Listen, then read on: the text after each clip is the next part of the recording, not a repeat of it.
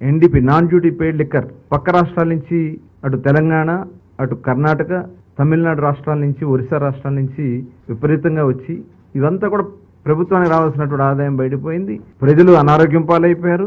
Illicit liquor కూడా విపరీతంగా పెరిగిపోయింది. ఇవన్నీ కూడా పరిశీలించిన తర్వాత గౌరవ ముఖ్యమంత్రి గారు ఒక బెస్ట్ పాలసీ, గతంలో కూడా 94 తర్వాత అప్పుడున్నటువంటి విధానాల్లో మార్పులు చేసి దేశంలోనే ఆదర్శంగా నిలిచింది. ఆ రోజున దేశంలో ఉన్నటువంటి అన్ని రాష్ట్రాలు వచ్చి ఆంధ్ర రాష్ట్రంలో చూసి ఎలాంటి పాలసీ అమలు జరుగుతుందని ఆ రోజు చూశారు. దాన్ని కూడా దృష్టిలో పెట్టుకుని ఒక బెస్ట్ పాలసీని తయారు చేయడం కోసం మా కమిటీ సభ్యులందరం కూడా డిపార్ట్మెంట్లో కూడా వాళ్ళు కూడా అధ్యయనం చేశారు.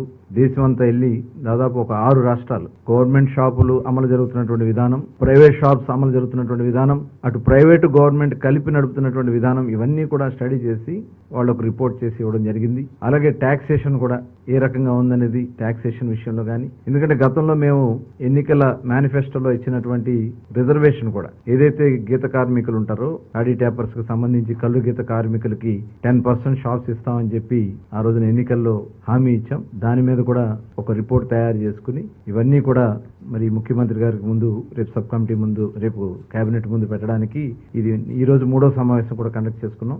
ముఖ్యమంత్రి మొత్తం 4 సమావేశాలు అయినాయి. రేపు కేబినెట్ ముందు మా ప్రపోజల్ దీన్ని మరి పెట్టాలని చెప్పి నిర్ణయించుకున్నాం.